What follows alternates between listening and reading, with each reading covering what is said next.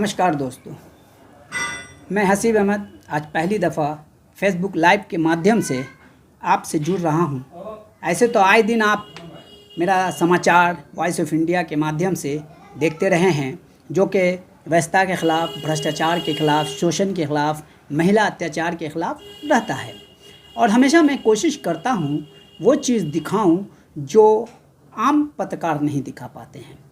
आज से मैं आपसे फेसबुक से जुड़ रहा हूं उन मुद्दों को लेकर के जो मुद्दे आप तक तो पहुंचते हैं लेकिन उनकी हकीकत आप तक नहीं पहुंचती है। और मैं ये भी जानता हूं कि मैं जो ये आज फेसबुक लाइव कर रहा हूं या फेसबुक के माध्यम से आपसे जुड़ रहा हूं, इनसे बहुत सारे लोगों को कोई लेना देना नहीं है, कोई सरोकार नहीं है। आज भारतवर्ष में लोगों को रेडीमेड की आदत पड़ चुकी है। मतलब हर चीज़ रेडीमेड स्तर पे चाहिए, उनको सुधार भी रेडीमेड स्तर पर चाहिए, उनको व्यवस्था परिवर्तन भी रेडीमेड स्तर पे चाहिए। उनके लिए वो कीमत अदा करने के लिए तैयार नहीं है। आज जो देश की हालत है, चाहे वो अर्थव्यवस्था के स्तर पे हो, चाहे वो सामाजिक न्याय के स्तर पे हो, चाहे असहिष्णुता के स्तर पे हो, सारा दुनिया इसे देख रहा है। मैं ये नहीं कहता हूँ कि मेरा देश बहुत ही बुरे दौर से गुजर रहा है, लेकिन हाँ, जो चीज़ें अभी हो रही हैं वो चिंताजनक हैं। तो मैं कुछ टॉपिक्स है जिसमें मैंने 3 टॉपिक्स मैं आज आपके सामने डिस्कस करूंगा, जिसमें एक स्थानीय भी है और एक राष्ट्रीय स्तर के टॉपिक्स है। तो पहला टॉपिक्स है हमारा कि समस्तीपुर में हर साल बारिश में समस्तीपुर का बेड़ा गर्क किसके कारण होता है। पहला तो टॉपिक मेरा ये है। दूसरा ये है कि नए संसद भवन का बड़े ज़ोर शोर से उसका उद्घाटन हुआ, बहुत प्रचार प्रसार पे पैसा खर्चा किया गया और एक अच्छी व्यवस्था रहने के बावजूद एक नई व्यवस्था लाई गई संसद भवन के रूप में। और संसद भवन की शुरुआत जो हो रही है वो आप लोगों ने देखा, पूरे देश ने देखा, पूरी दुनिया ने देखा, किस प्रकार एक अल्पसंख्यक उनको किस प्रकार से गाली गलौज दे करके आप सांसद को गाली गलौज किया गया।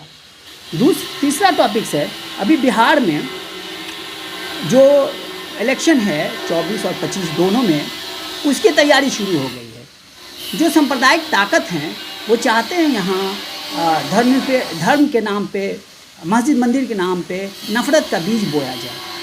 तो उसकी शुरुआत हो चुकी है और बेगूसराय में इसी का परिणति देखने को मिला।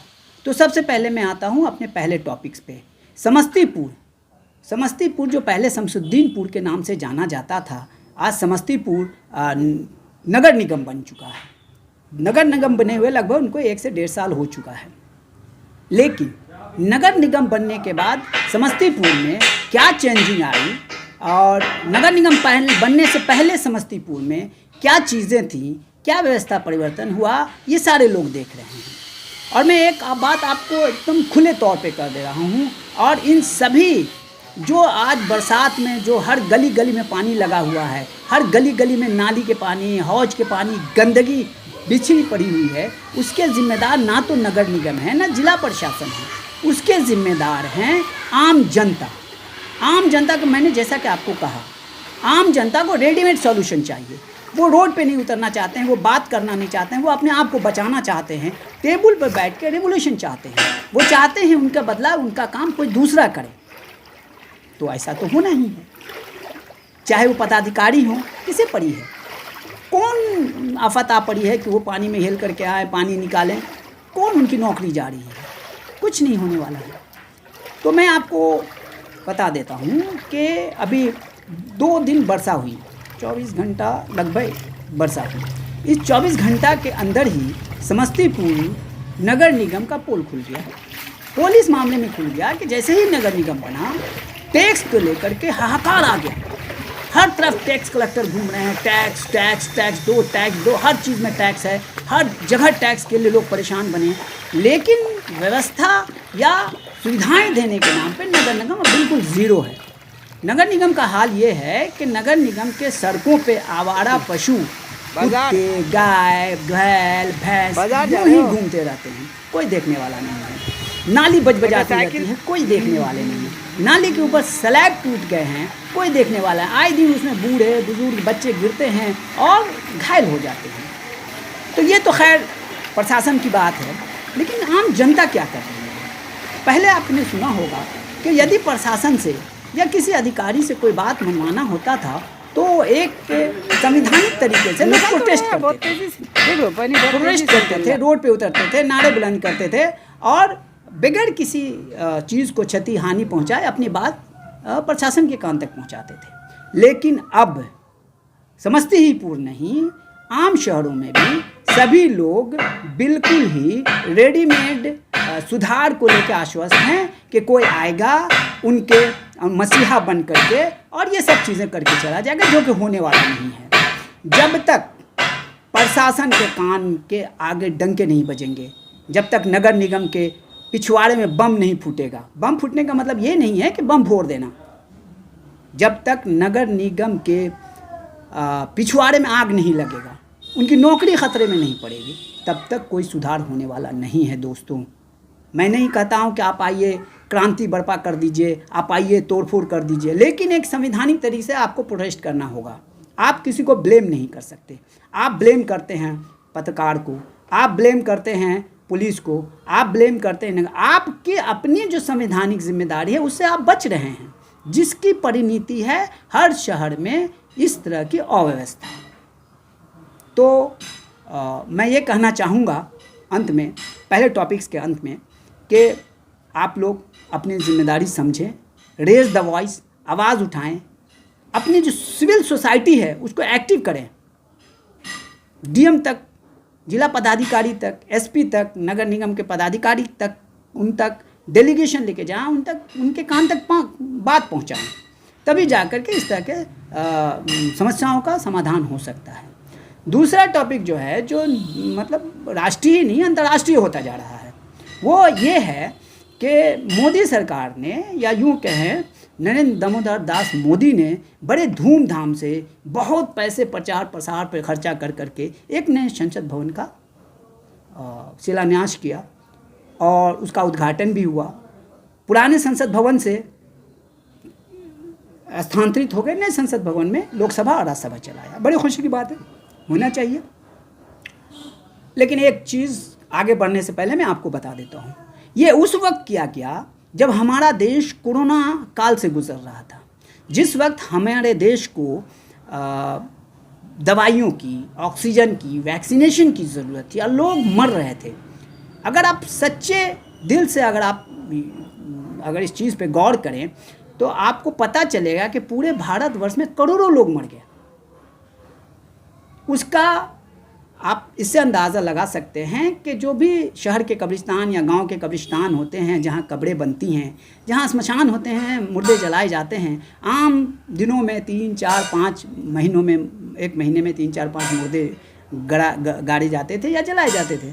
कोरोना काल में आप यकीन करेंगे 50-50 कब्रें एक दिन में खुदी हैं, 50-50 लाशें जलाई गई हैं, और नदी के किनारे तो आपको जहां देखे लाशें जलती हुई नज़र आई थी।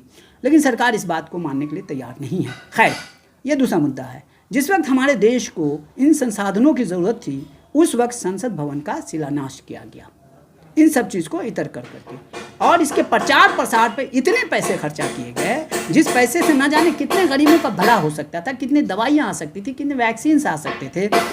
लेकिन चलिए, हर सरकार चाहती है कि उनके कार्यकाल में कुछ नया हो, लेकिन प्रायोरिटी बेस नया होना चाहिए। प्रायोरिटी का मतलब ये होता है कि इस चीज़ पे हमें पहले पैसा लगाना है, देश की आर्थिक स्थिति को देखते हुए। तो नया संसद शुरू हो गया, और क्या लाजवाब शुरू हुआ नया सांसद शुरू होते ही संसद भवन, वहाँ की जो शुरुआत हुई पूरी दुनिया ने देखा। बीजेपी के एक सांसद, हालांकि बीजेपी के हर सांसद लगभग आग उगलते हैं, अल्पसंख्यकों के खिलाफ, दलितों के खिलाफ, वंचितों के खिलाफ वो आग उगलते चीज़ें हैं। और आपको जब जाएंगे ट्विटर पे, यूट्यूब पे, तो ये सब चीज़ें आप मिल जाएंगी आपको। नरेंद्र मोदी एक तरफ कहते हैं कि हेट स्पीच से बचना चाहिए सांसदों को, अपने सांसदों को सलाह देते हैं। एक तरफ तो वो सलाह देते हैं, एक तरफ उनके आँख के सामने संसद भवन में एक अल्पसंख्यक दानिश अली, जो कि बीएसपी के सांसद हैं, उन्हें खुलेआम गालियाँ बकी जाती है, जाति सूचक गाली बकी जाती है। हालांकि उनके लोकसभा के इससे हटा दिया गया है, उसको एक्सपंज कर दिया गया है, तो हम पत्रकारों का ये हक नहीं है कि उस चीज़ को दोहराएं। लेकिन दानिश अली ने ट्विटर करके वो सारी चीज़ें बता दी है। आप ट्विटर पर करके देख सकते हैं कि उनको क्या क्या कहा गया। ये बहुत शर्म की बात है। ये सिर्फ हमारे देश के जनता नहीं देखेगी, इसको इंटरनेशनल लोग देखेंगे, अंतर्राष्ट्रीय स्तर कम्युनिटी के नेता देखेंगे और क्या कहेंगे कि भारत में संसद भवन का उद्घाटन हुआ, उद्घाटन होते ही जो इन लोगों की मंशा था वो लोग शुरू हो गया। तो देश की स्थिति ये है, जाग जाएं।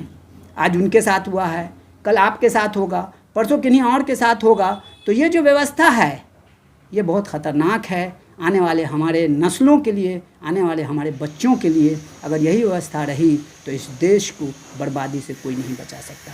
होना तो ये चाहिए उसी वक्त सांसद विधूड़ी को, जो कि बीजेपी के दिल्ली से सांसद हैं, उनको उसी वक्त सांसद से निष्कासित कर देना चाहिए था और बीजेपी को उन पे स्ट्रिक्ट एक्शन लेते हुए उनको अपने दल से निकाल देना चाहिए था। इतनी गद्दी और भद्दी गालियां बकने के बाद अगर कोई रखता है, हालांकि बीजेपी को कोई फ़र्क नहीं पड़ता। पहले भी पहलवान का मामला आया था, उसमें आपने देखा किस प्रकार से बीजेपी के लोगों ने एक सांसद का बचाव किया, उसने किस प्रकार से पास्को एक्ट का उल्लंघन करते हुए किस प्रकार से पहलवानों के साथ दुर्व्यवहार किया।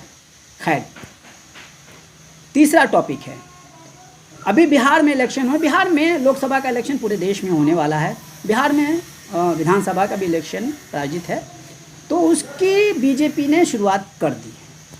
मैं खुल के बीजेपी का नाम करता हूं क्योंकि वो लोग पोलराइजेशन करने के लिए इस प्रकार के दंगे भड़काते हैं। पोलराइजेशन करने के लिए इस तरह से ये जो सांप्रदायिक उन्माद फैलाते हैं।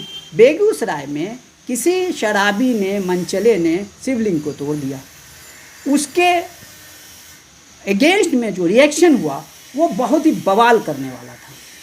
अब आप जानिए कि यदि आप किसी सांसद को चुनते हैं या विधायक को चुनते हैं, उनका काम होता है कि वो यदि कोई इस तरह का मामला होता है तो उसको समझा बुझा करके शांत करने की कोशिश करते हैं, शहर को सांप्रदायिक आग से बचाने की कोशिश करते हैं।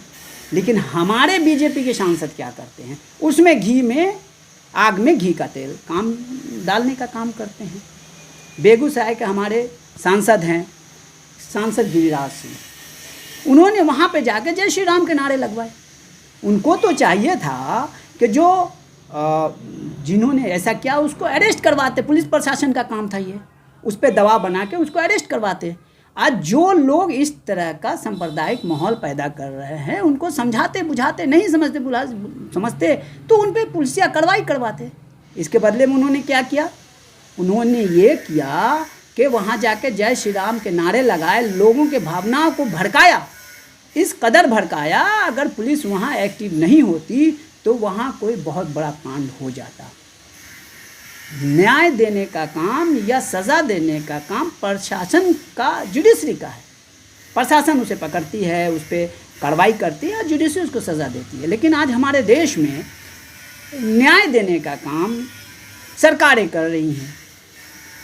यदि कोई दोषी है तो उसके बिल्डिंगों को तोड़ दो, उसके उसका जो संपत्ति है उसको उजाड़ दो, बुलडोजर चला दो, इनकाउंटर करवा दो। इस तरह की चीज़ें चल रही हैं।